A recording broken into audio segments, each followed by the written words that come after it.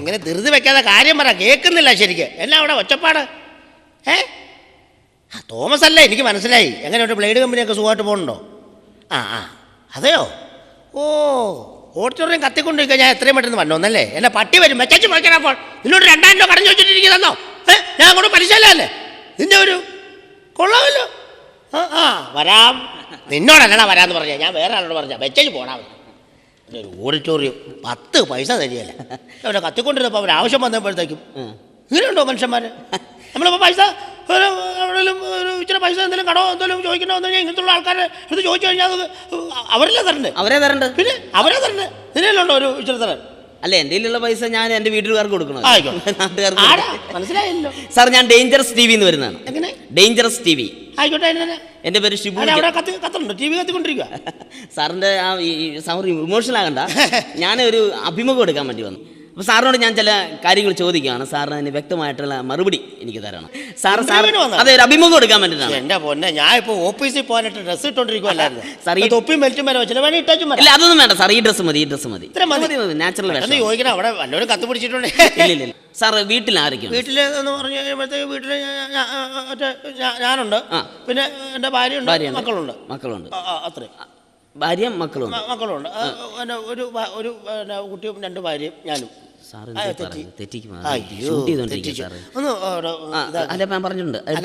എല്ലാം പിടിക്കല്ലേ അവര്? അതെ. അല്ല, അത് തെറ്റിപ്പോയല്ലോ. ഇല്ല സാർ, അത് ഡ്രിം ചെയ്യും, നമ്മൾ കട്ട് ചെയ്യും. അതെ. ഞാൻ ഒന്നുകൂടി ചോദിച്ചു. ഓക്കെ സാർ, സാറിന്റെ വീട്ടിൽ ആരൊക്കെയുണ്ട്? എൻ്റെ വീട്ടിൽ ഇതുപോലെ തന്നെ ഞാനും ഉണ്ട്, 2 ഭാര്യ, ഒരു കുട്ടി. ശരി. അയ്യോ, അതും തെറ്റിപ്പോകുന്നുണ്ട്. അങ്ങനെ തെറ്റിപ്പോണേ. ഞാനൊന്നുകൂടെ ചോദിക്കാം, അവർ കട്ട് ചെയ്തോളും. ആയിക്കോട്ടെ കേട്ടോ. അറിയാതെ. സാറിന്റെ വീട്ടിൽ ആരൊക്കെയുണ്ട്? എൻ്റെ വീട്ടിൽ ഞാനും ഉണ്ട്, എൻ്റെ 2 ഭാര്യമാരും ഉണ്ട്, ഒരു കൊച്ചും ഉണ്ട്. കറക്റ്റ് 2 കുട്ടികൾ. സാറേ, എത്ര വർഷമായി ഈ രംഗത്ത് നിലനിൽക്കാൻ തുടങ്ങി? ഈ ഫയർഫോഴ്സ് രംഗത്ത് എത്ര വർഷമായി? ഞാനൊരു 55-60 കൊല്ലം. 60 കൊല്ലം. അത് ശരി. സാറിന് ഇപ്പോൾ എത്ര വയസ്സുണ്ട്? എനിക്ക് 47 കഴിഞ്ഞിട്ട്. 47 കഴിഞ്ഞു. 47 കഴിഞ്ഞു. അത് ശരി. 60 വർഷത്തെ പരിചയം അല്ലേ? അത്രയ്ക്ക് പരിചയമായി. അതെ. എന്താ പിന്നെ എന്നൊരു നീട്ട് വന്നേനാ? അത് പിന്നെ എനിക്ക് വർഷത്തിന്റെ അത് ഇത്രയും വർഷത്തെ കുറച്ച് വർഷമായിരുന്നെങ്കിൽ പിന്നെ എന്ന് പറഞ്ഞാൽ മതി. കൂടുതൽ വർഷമായിക്കൊണ്ട് മനസ്സിലായിക്കൊണ്ട് പിന്നെ.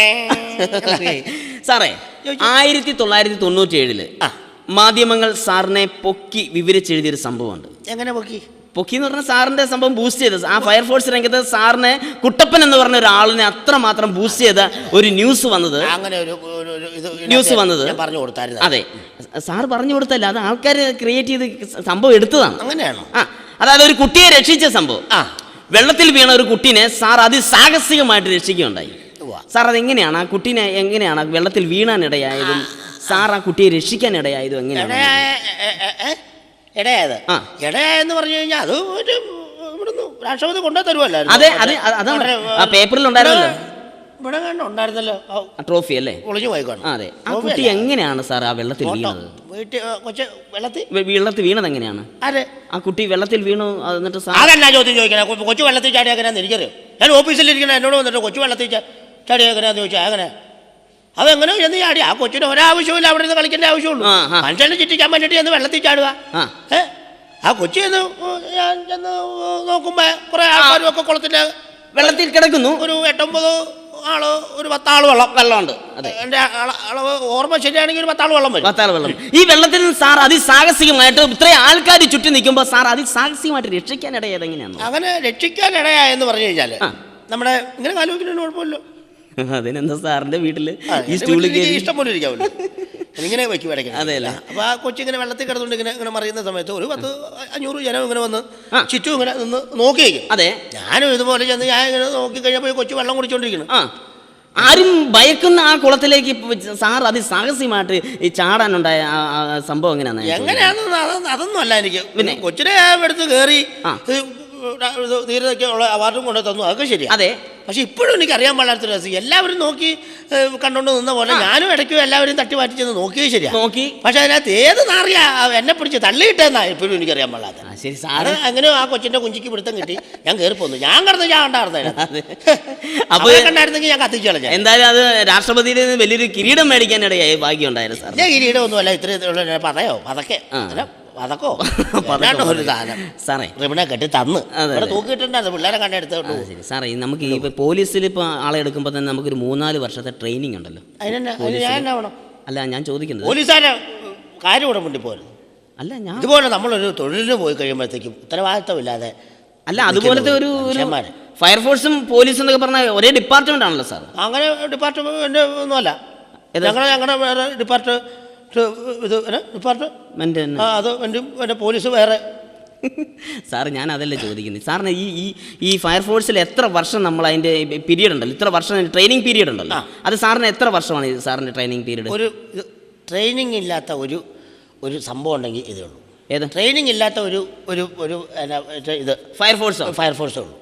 ട്രെയിനിങ് ഇല്ല, ഒരു ട്രെയിനിങ് ഇല്ല. പോലീസിന് വേണ്ട ഒരു 4 മാസം 4 കൊല്ലോ നോക്കാം, അവിടെ ചെന്ന് കിടന്ന് വെടിവെക്കുവോ കയറൊക്കെറ്റോ മല. അല്ല, ഞാൻ ചോദിക്കുന്നത് ഒരു 50 നില കെട്ടിടത്തിന്റെ മുകളിൽ പെട്ടെന്ന് തീ പിടിച്ചു കഴിഞ്ഞാൽ അതിസാഹസികമായിട്ട് അതിന് മേളിൽ കയറി ആ തീ അണയ്ക്കണമെങ്കിൽ അത് ട്രെയിനിങ് ഇല്ലാതെ അല്ല. ട്രെയിനിങ് അതല്ല, അത് ഞാൻ പറഞ്ഞുതരാം. ഇപ്പൊ ഒരു സ്ഥലത്ത് കുറച്ച് തീ കത്തി കഴിയുമ്പോഴത്തേക്കും എൻ്റെ കൊച്ചോ എൻ്റെ മാന എന്നാ ചെയ്യും, ഒരു മനുഷ്യൻ എന്നുള്ള നിലയ്ക്ക് ആ തീ കണ്ടു കഴിഞ്ഞാൽ ഞാൻ ആ തീ കണ്ടു കഴിഞ്ഞാൽ പെട്ടെന്ന് വെള്ളം സംഘടിപ്പിച്ച് വെള്ളം തീ അണയ്ക്കാൻ ചെയ്യും. അത് ഞാനാണെങ്കിലും ചെയ്യും. ഒരു നഴ്സറി പഠിക്കുന്ന കൊച്ചാണെങ്കിൽ തീ കണ്ടു കഴിഞ്ഞാൽ വെള്ളം ഒഴിക്കും, അല്ലെങ്കിൽ മണൽ വാരിയിടും. അതിന് മാത്രമേ ട്രെയിനിങ്ങിന്റെ ആവശ്യം. ഇതൊക്കെ ചുമ്മാ പറഞ്ഞുണ്ടാക്കണ കഥയും കവിതയല്ലേ ഇത് സാറേ? ഒരാവശ്യമില്ല, ഒരു കാര്യമില്ലാത്ത കാര്യം അത്. ചുമ്മാ അങ്ങോട്ട് അവിടെ ചെന്ന് കയറുക, ഫയർഫോഴ്സിൽ ചേരാൻ താല്പര്യമുണ്ട് എന്ന് പറഞ്ഞു കഴിയുമ്പോഴത്തേനും ഇത് എടുത്തു തരും. ഇതെടുത്തിട്ടുണ്ട് അങ്ങ് നമ്മുടെ പണി വെച്ചാൽ മതി. ഈ സേഫ്റ്റി ഷൂസ് ഒക്കെ ഇടുന്നതിൻ്റെ ഷൂ ഒക്കെ എണ്ണത്തിനിടണ. ഇതിപ്പോൾ എപ്പോഴും തീ കത്തുമ്പോഴല്ലേ വിളിച്ചു പറയണത് തീ കത്തിയെന്ന് പറഞ്ഞു. അപ്പോൾ ഷൂ ഇട്ടുകൊണ്ട് ചോദിക്കും, അത് അണയ്ക്കാൻ പോകും. ആവശ്യമില്ലാത്ത ചോദ്യം ചോദിച്ചു. ഷൂ ഇടണമെന്നും വല്ല നിർബന്ധമില്ല, ഒരു ആവശ്യമില്ല. സാർ, ഈ 50 നില കെട്ടിടത്തിന്റെ മുകളിൽ ഇപ്പോൾ തീ പിടിച്ചോണ്ടിരിക്കുകയാണ്. ഇപ്പൊ സാറിന്റെ ഒക്കെ ഈ ഫയർഫോഴ്സിന്റെ വണ്ടി ഉണ്ടല്ലോ, ലോറി. ഈ ലോറി വന്നിട്ട് നിങ്ങൾ വണ്ടി നിർത്തിയിട്ട് ഈ 50 നില കെട്ടിടത്തിന്റെ മേലെ ഏറ്റവും ടോപ്പിലാണ് തീ പിടിക്കുന്നത് കരുതി. അപ്പൊ അങ്ങനെ ഒരു 50 നില കെട്ടിടത്തിന് തീ പിടിച്ചു കഴിഞ്ഞാൽ ഞാൻ എന്ത് ചെയ്യും?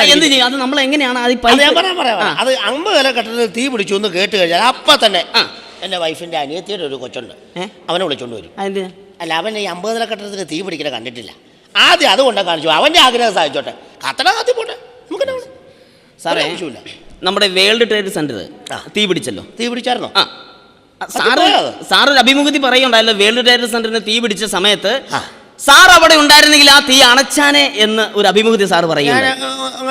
ആരോ എഴുതി കുറിച്ചോണ്ടൊക്കെ പറയണോ? അല്ല, എല്ലാ ചാനലുകളും അത് കാണിച്ചതാണ്. എല്ലാ ചാനലുകളും ആ പ്രോഗ്രാം കാണിച്ചിരുന്നതാണ്. സാറ് ഇത് കണ്ടുകൊണ്ടിരുന്നപ്പോൾ സാറ് പറഞ്ഞു, സാർ അവിടെ ഉണ്ടായിരുന്നെങ്കിൽ തീർച്ചയായും അതിന് തീ പിടിക്കില്ലായിരുന്നു, ആ തീ അണയ്ക്കാമായിരുന്നു എന്ന് സാർ പറഞ്ഞു.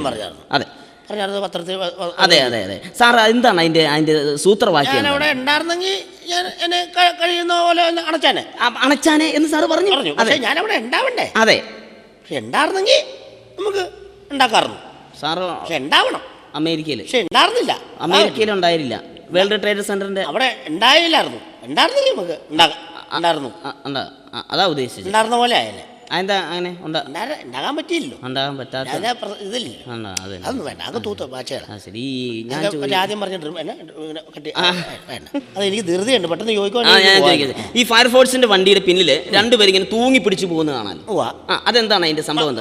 പിന്നെ മണിയൊക്കെ അടിച്ചു. അതെ, അല്ല, ഇവര് തൂങ്ങി അകത്ത് ഇരിക്കാൻ അടയണ്ടല്ലോ, പിന്നെ ഇവര് പിന്നിൽ ഇങ്ങനെ പിടിച്ചോണ്ട് പോകുന്നതിന്റെ സംഭവം അത് എന്താന്ന് നമുക്ക് ആർക്കും മനസ്സിലാവില്ല. കഥയൊന്നുമില്ലെന്നേ. അതിപ്പോ എന്നാ ഇമാരൊക്കെ ഇരുന്ന് അവിടെ ഇരുന്ന് ചീട്ടുകളിയായിരിക്കും.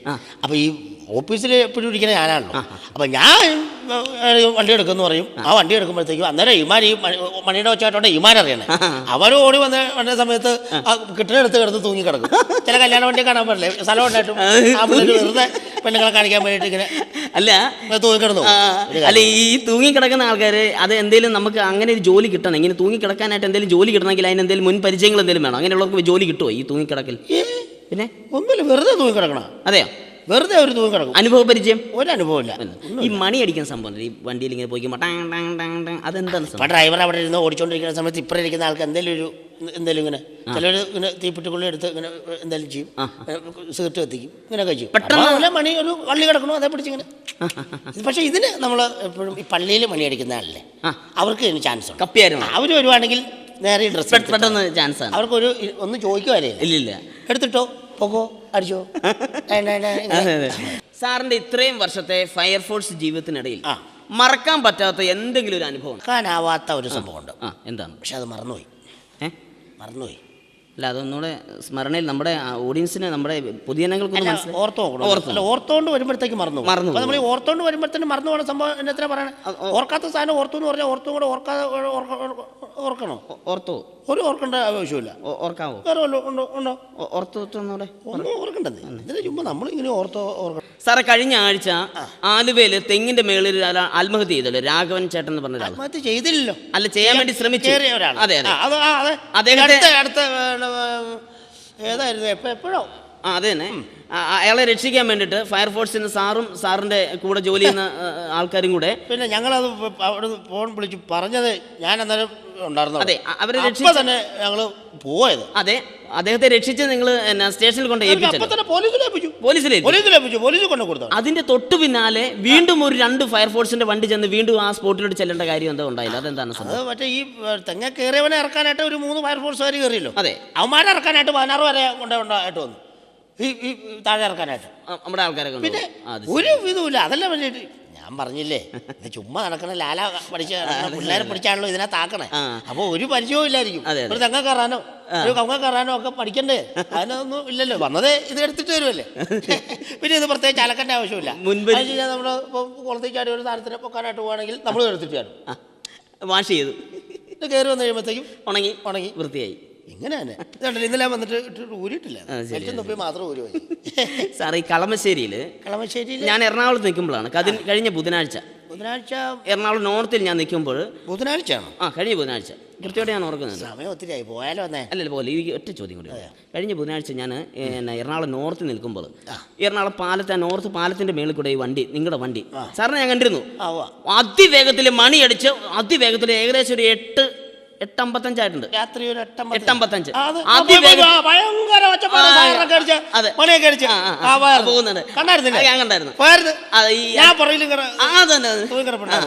അതെന്താ ഈ കളമശ്ശേരി ഭാഗത്ത് വല്ലതും തീ പിടിച്ചതാണ്? എന്താ സംഭവം? അതെന്താണ്? അത് തീയൊന്നും പിടിച്ചല്ല, ആരും ചത്തുവല്ല. മറ്റേ എടപ്പള്ളിയിലെ ബീവറേജ് അടച്ചു. അതിന് മുമ്പ് ഫുള്ള് മേടിക്കാൻ പോയാടാവും. അടയ്ക്കാൻ തുടങ്ങണ്. പിന്നെ കാലെ കയ്യെ വീണ് ഒരെണ്ണം തന്ന് അങ്ങനെയൊക്കെ ഒപ്പിച്ചു. സത്യം പറഞ്ഞാൽ ഈ ഫയർഫോഴ്സിലെ ജോലി എന്ന് പറഞ്ഞാൽ വളരെ സുഖമുള്ള ജോലിയാണ്. ഭയങ്കര നല്ല സുഖമാണ്. വെറുതെ എങ്ങനെ ഇരിക്കാം. ചിലരൊക്കെ എന്ന് പറഞ്ഞാൽ ചിലയിടത്ത് ചിലവന്മാരൊക്കെ ചാടി കത്തിപ്പോവും. അത് നമ്മൾ സൂക്ഷിച്ചില്ലേ, നമ്മൾ കത്തിപ്പോവും. നമ്മൾ ഇവിടെ 2 പേര് കത്തിപ്പോയില്ലേ? അവര് വെറുതെ നിന്നപ്പോൾ കത്തിപ്പോയി. അത് അശ്രദ്ധയാണ് അല്ലേ? അല്ല, വെറുതെ ഓഫീസിൽ ഇരുന്നപ്പം വെറുതെ തീ പിടിച്ച് കത്തിപ്പോയി. അത് നമ്മൾ ശ്രദ്ധിക്കാത്തതുകൊണ്ടുള്ള ശ്രദ്ധിക്കാത്തതുകൊണ്ട് തീയൊക്കെ വരുമ്പോൾ നമ്മൾ നോക്കിയും കണ്ട് നിൽക്കണ്ടേ? അത് നമ്മൾ കാച്ചവെള്ളത്തിൽ ചാടിയ പൂച്ചവെള്ളം കാച്ചി പൂച്ചവെള്ളത്തിൽ കച്ചി അത് അങ്ങനെ കണ്ടൊരു സംഭവം. കാച്ചവെള്ളത്തിൽ ചാടിയ പൂച്ചവെള്ളം കാച്ചി ഒരു അതുപോലെ. അതെ. അപ്പം ഞാൻ ചോദിക്കുന്നത്, ഇപ്പം നമ്മളിപ്പോൾ പെട്ടെന്ന് ഒരു വീട് കത്തിക്കൊണ്ടിരിക്കുകയാണ്. അപ്പം നിങ്ങൾ കൊണ്ടുവരുന്ന വെള്ളം തികയുന്നില്ല എങ്കിൽ, ഇപ്പം ഈ വെള്ളം നിങ്ങൾ കൊണ്ടിരുന്ന ആ വണ്ടിക്കകത്തുള്ള വെള്ളമല്ലേ ഉള്ളൂ. അതെ. ആ വെള്ളം തികയാതെ വന്നു കഴിഞ്ഞാൽ എന്ത് ചെയ്യുന്നു? അവിടെ കിടന്ന് കത്തിക്കോട്ടെ എന്ന് വിചാരിക്കുമല്ലാതെ ഒന്നും ചെയ്യാൻ പറ്റില്ല. അവിടെ കിടന്ന് കത്തിപ്പോവുള്ളൂ.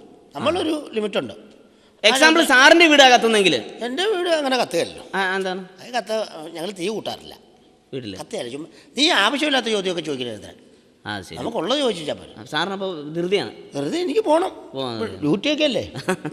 അവസാനമായിട്ടൊരു ചോദ്യം ചോദിക്കാം. എൻ്റെ അവസാനം? എൻ്റെ അവസാനമല്ല. എൻ്റെ ആണോ? അല്ല, ഞാൻ അവസാനം നമ്മുടെ ഈ അഭിമുഖത്തിൽ തീർക്കാൻ പോകണം. അതെ. ഈ ഡേഞ്ചറസ് ചാനലിന്റെ പ്രേക്ഷകർക്ക് വേണ്ടി സാറിനോട് ഞാൻ ഒരു ചോദ്യം ചോദിക്കാൻ പോകും. ചോദിച്ചോ. സപ്പോസ് ഈ മുറിയിൽ പെട്ടെന്ന് തീ പിടിക്കുകയാണെങ്കിൽ ആരെവിടെ? എന്നാ തീ? അല്ല, ഇവിടെ തീ പിടിക്കുന്ന ഞാൻ ഒരു സങ്കല്പം പറഞ്ഞാണ്. അങ്ങനെയൊക്കെ പെട്ടെന്ന് കയറി തീന്നൊന്നും പറയല്ലേ.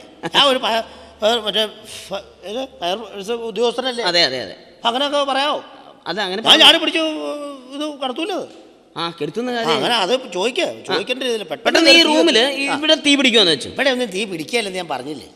അല്ല, അങ്ങനെ തീ പിടിക്കുന്നത് ഞാൻ അങ്ങനെ ഒരു സങ്കല്പം പറഞ്ഞു പ്രേക്ഷകർക്ക് വേണ്ടി. ഇപ്പം നമ്മളിവിടെ പെട്ടെന്ന് തീ പിടിക്കുന്നു. ഈ തീ പിടിക്കുമ്പോൾ സാർ എങ്ങനെയാണിത്? അതാ ചോദിച്ചത്. ഇപ്പൊ ഒരു തീപിടുത്തം ഉണ്ടായി കഴിഞ്ഞാൽ ഞാൻ എങ്ങനെയാ തീ അണയ്ക്കുന്നത്? അതിപ്പോ നിങ്ങളുടെ ആൾക്കാർക്ക് വേണ്ടിയിട്ടൊന്ന് പറയണം. അതല്ലേ സംഭവം? നിസ്സാരമല്ലേ ഉള്ളൂ, നിസ്സാരം ഒരു സംഭവം ഉള്ളൂ. ഇപ്പൊ തീ ഇപ്പൊ ഇവിടെ എന്നെ ഇപ്പം ഇതിന് തീ ശശി ഭാര്യയുടെ ആങ്ങളെ എന്റെ കൂടെയാണ്. ഒരു പണിയില്ല, വെറുതെ നടക്കുക. കണ്ടോണ്ടിരിക്കുകയാണ്.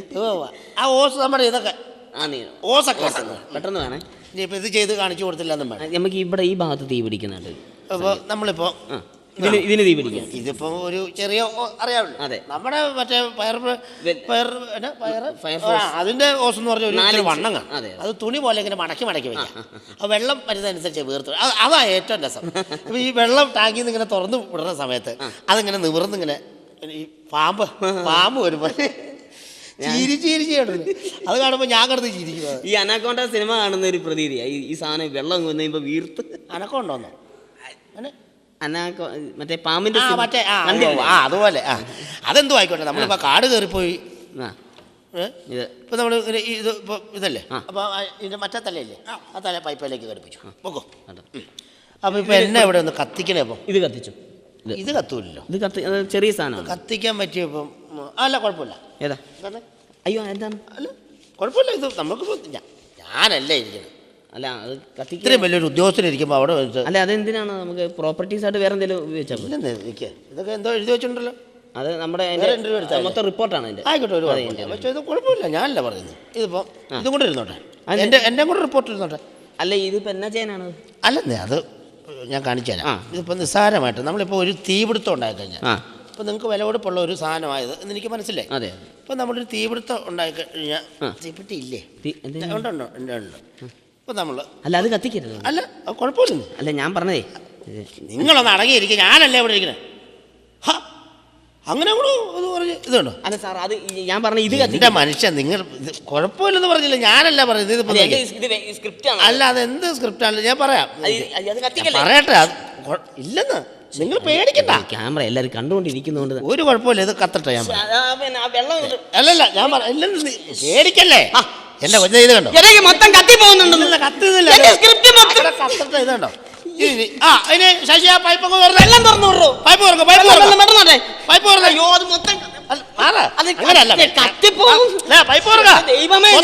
ആരോട് പോയി